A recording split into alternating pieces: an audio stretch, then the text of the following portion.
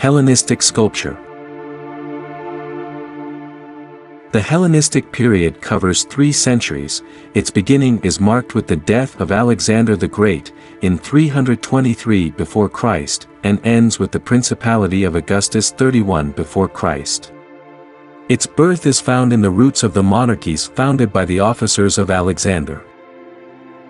These monarchies were the Ptolemies in Egypt, the Seleucids in Syria, the Antigonids in Macedonia, Nicomedes in Bithynia, and the Attalids in Pergamum. On the other hand, its end is found in the annexation of these kingdoms to the Roman Empire, becoming provinces of it.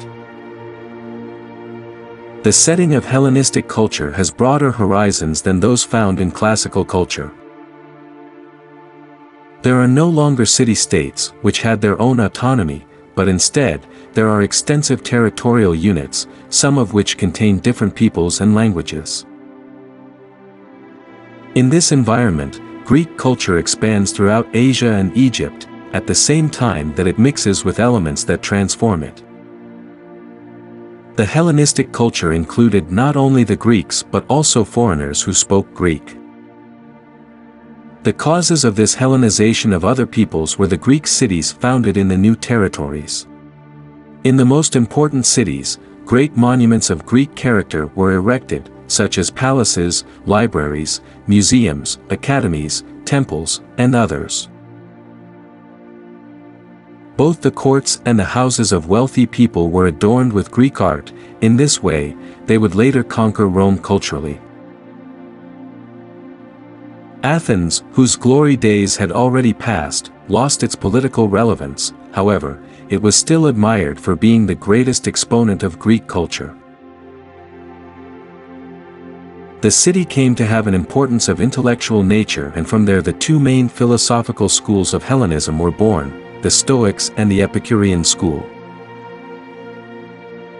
In terms of art, especially in sculpture, it is a return to the past, but there are also new developments that were ignored by the scholars of the time, who only had eyes for classicism.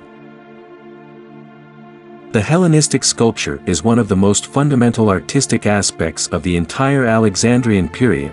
In addition, it is the end point of the sculpture of ancient Greece. Among its peculiarities, eclecticism stands out, which is the combination of different systems of thought. Secularism and historicism also stand out, and the base is classicism. Naturalism is also highlighted, new techniques are developed and the anatomical construction of the human being is perfected, as well as the expression of their emotions, and the aim is to give a realistic view of the common problems and desires of man. Alongside this, themes included depictions of old age and childhood, minor deities and minor characters from Greek mythology, and even figures of the people in their daily activities. Let us see then, some of the most relevant works of this period. The Venus de Milo. Without a doubt, the Venus de Milo is among the most famous sculptures in all of history. Its name comes from the fact that it was found by a peasant on the island of Milo, in the Aegean Sea, in 1820. After being seized by the Turkish authorities, the work was sold to a French naval officer. It was given to Louis XVIII in 1821, who donated it to the Louvre Museum in Paris, where it is today. The statue is 180 centimeters high, made of Paros marble, and represents Aphrodite, the Greek goddess of love and beauty, whom the Romans called Venus. Close to where they found it, they also found a chiseled arm clutching an apple, which is believed to belong to the statue. According to the myth, Paris, the prince of Troy, gave a golden apple to the goddess to recognize her as the most beautiful. There is no clear consensus on the author and date of creation of the statue. At first, the Louvre believed that it was a classical sculpture, that is, from the 5 or 4 centuries before Christ, made by Phidias or Praxiteles. However, the base on which it was found identifies the author as Alexander of Antioch, originally from a colony of the Hellenistic period. Since its discovery, the Venus de Milo has been admired around the world.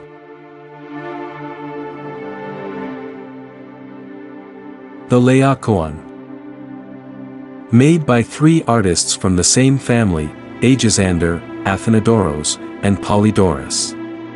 The sculpture dates from the 50th year after Christ. In his figures, you can appreciate the excessive naturalism of the Hellenistic period and the Baroque style that make Laocoön resemble the giants of the Pergamon frieze. The work represents the death of the Trojan priest Laocoön. According to the famous myth, the Achaeans presented the Trojans with a giant wooden horse as a show of goodwill. But Laocoön, the priest of Troy, had his doubts about accepting the horse and showed his mistrust. However, the gods wanted Troy to be destroyed, so they sent two great sea serpents that killed Laocoön. Only one of his children, the one on the right, managed to save himself. The sculpture was discovered in the year 1506 in a Roman vineyard, when it was found the right arm of Laocoön and one of his sons were missing, and some parts of the snakes were also missing.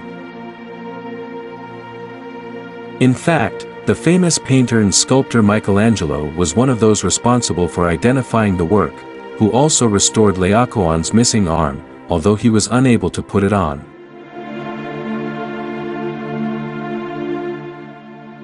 The Dying Gaul. It is a work of the Pergamon school, a city of great cultural importance, which could compete with Alexandria. As for sculpture, his preferences were for the pathetic and the heroic. An example is the Dying Gaul, the Roman copy of which is made of marble, and the original may have been made of bronze. The sculpture, whose author is unknown, was commissioned by Attalus I of Pergamum to commemorate the victory over the Galatians. In the statue we can see a dying Gaul. This work recalled the victory over the Celts.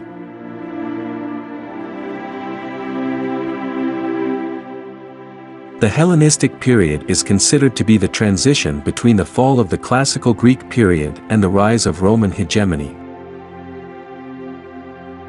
During this time there were important economic changes, remarkable cultural miscegenation, and a dominant role of the Greek language and its expansion that influenced the Middle East.